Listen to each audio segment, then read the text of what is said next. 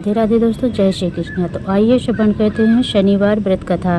एक समय स्वर्गलोक में सबसे बड़ा कौन के प्रश्न पर 9 ग्रहों में वाद विवाद हो गया। विवाद इतना बढ़ गया कि परस्पर भयंकर युद्ध की स्थिति बन गई।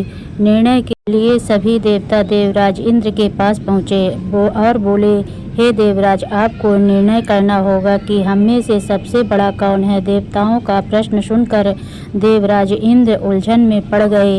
इंद्र बोले, मैं इस प्रश्न का उत्तर देने में असमर्थ हूँ।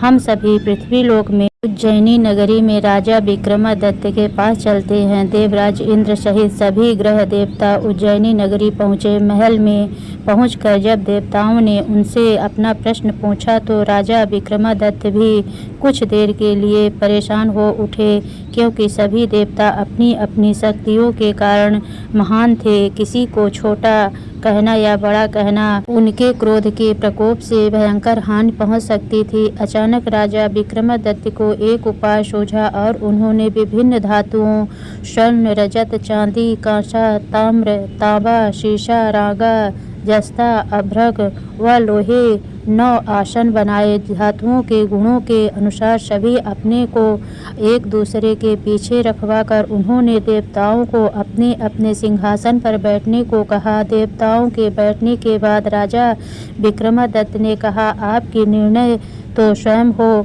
गया। जो सबसे पहले सिंहासन पर विराजमान है वही सबसे बड़ा है। राजा विक्रमादित्य के निर्णय को सुनकर शनि देवता ने सबसे पीछे आसन पर बैठने के कारण अपने को छोटा जानकर क्रोधित होकर कहा, राजा विक्रमादित्य, तुमने मुझे सबसे पीछे बैठाकर मेरा अपमान किया है। तुम मेरी शक्तियों से परिचित नहीं हो। मैं तुम्हारा सर्वनाश कर दूंगा। शनि ने कहा, सूर्य एक राशि पर 1 महीने, चंद्रमा 2.25 दिन, मंगल 1.5 महीने, बुध और शुक्र 1 महीने, बृहस्पति 13 महीने रहते हैं, लेकिन मैं किसी राशि पर 7.5 वर्ष 7.5 तक रहता हूँ। बड़े बड़े देवताओं को मैंने अपने प्रकोप से पीड़ित किया है। राम को 7.5 के कारण ही वन में जाकर रहना पड़ा और रावण को 7.5 के कारण ही युद्ध में मृत्यु का शिकार बनना पड़ा। राजा अब तो भी मेरे प्रकोप से नहीं बच सकेगा। इसके बाद अन्य ग्रहों के देवता तो प्रसन्नता के साथ चले गए, परंतु शनि देव बड़े क्रोध के साथ वहां से विदा हुए। राजा विक्रमादित्य पहले की तरह ही न्याय करते रहे। उनके राज्य में सभी स्त्री पुरुष आनंद से जीवन यापन कर रहे थे। कुछ दिन ऐसे ही बीत गए। इधर शनि देवता अपने अपमान को भूले नहीं थे।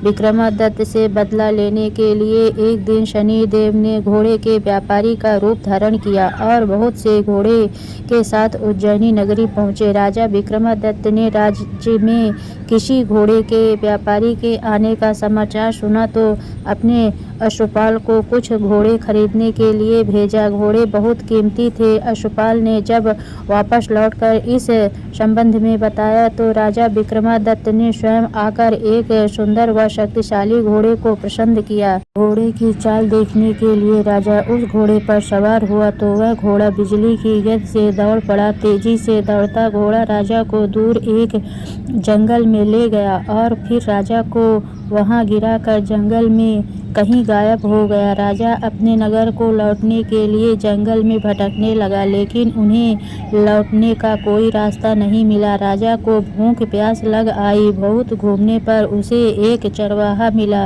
राजा ने उससे पानी मांगा। पानी पीकर राजा ने उस चरवाहे को अपनी अंगूठी दे दी। फिर उससे रास्ता पूछकर वहां जंगल से निकलकर पास के नगर में पहुंचा। राजा ने एक सेठ की दुकान पर बैठकर कुछ देर आराम किया। उस सेठ ने राजा से बातचीत की तो राजा ने उसे बताया कि मैं उज्जैनी नगरी से आया हूँ। राजा के कुछ देर दुकान पर बैठने से सेठ जी की बहुत बिक्री हुई। सेठ ने राजा को बहुत भाग्यवान समझा और खुश होकर उसे अपने घर भोजन के लिए ले गया। सेठ के घर में सोने का एक हार खूंटी पर लटका हुआ था। राजा को उस कमरे में छोड़कर सेठ कुछ देर के लिए बाहर गया। तभी एक आश्चर्यजनक घटना घटी। राजा के देखते देखते सोने के उस हार को खूंटी निगल गई। सेठ ने कमरे में लौटकर हार को गायब देखा तो चोरी का संदेह राजा पर ही गया, क्योंकि उस कमरे में राजा ही अकेला बैठा था। सेठ ने अपने नौकरों से कहा कि उस परदेसी को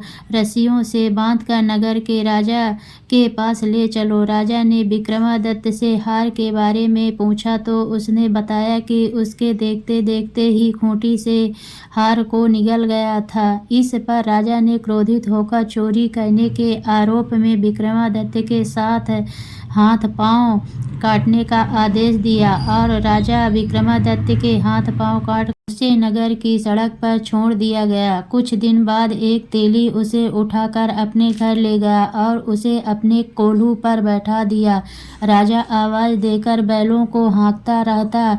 इस तरह तेली का बैल चलता रहा और राजा को भोजन मिलता रहा। शनि के प्रकोप की 7.5 पूरी होने पर वर्षा ऋतु प्रारंभ हुई। राजा विक्रमादित्य एक रात मेघ मल्लाह गा रहा था कि तभी नगर के राजा की लड़की राजकुमारी मोहिनी रथ पर सवार उस तेली के घर के पास से गुजरी। उसने मेघ मल्लाह सुना तो उसे बहुत अच्छा लगा और दासी को भेजकर गाने वाले को बुला लाने को कहा। दासी ने लौटकर राजकुमारी को अपंग राजा के बारे में सब बता दिया। तब राजकुमारी उसके मेघ मल्लाह से बहुत मोहित हुई, अतः उसने सब कुछ जानकर भी अपंग राजा से विवाह करने का निश्चय कर लिया। राजकुमारी ने अपने माता पिता से जब यह बात कही तो वे हैरान रह गए। रानी ने मोहिनी को समझाया, बेटी तेरे भाग्य में तो किसी राजा की रानी होना लिखा है, फिर तू उस अपंग से विवाह करके अपने पांव पर कुल्हाड़ी क्यों मार रही है। राजकुमारी ने अपनी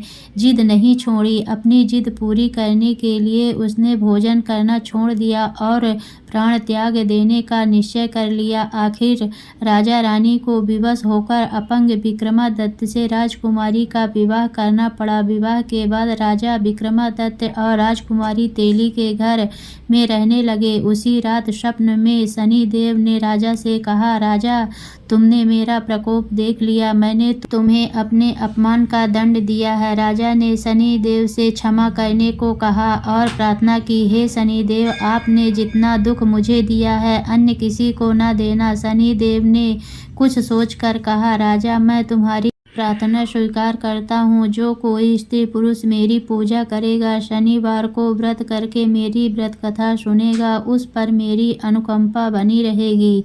प्रातःकाल राजा विक्रमादित्य की नींद खुली तो अपने हाथ पांव देखकर राजा को बहुत खुशी हुई। उसने मन ही मन शनि देव को प्रणाम किया। राजकुमारी भी राजा के हाथ पांव सही सलामत देखकर आश्चर्य में डूब गई। तब राजा विक्रमादित्य ने अपना परिचय देते हुए शनि देव के प्रकोप की सारी कहानी सुनाई। सेठ को जब इस बात का पता चला तो दौड़ता हुआ तेली के घर पहुंचा और राजा के चरणों में गिरकर क्षमा मांगने लगा। राजा ने उसे क्षमा कर दिया, क्योंकि यह सब तो शनि देव के प्रकोप के कारण हुआ था। सेठ राजा को अपने घर ले गया और उसे भोजन कराया। भोजन कराते समय वहाँ एक आश्चर्यजनक घटना घटी। सबके देखते देखते उस खूंटी ने हार उगल दिया। सेठ जी ने अपनी बेटी का विवाह भी राजा के साथ कर दिया और बहुत से स्वर्ण आभूषण दिया आदि देकर राजा को विदा किया।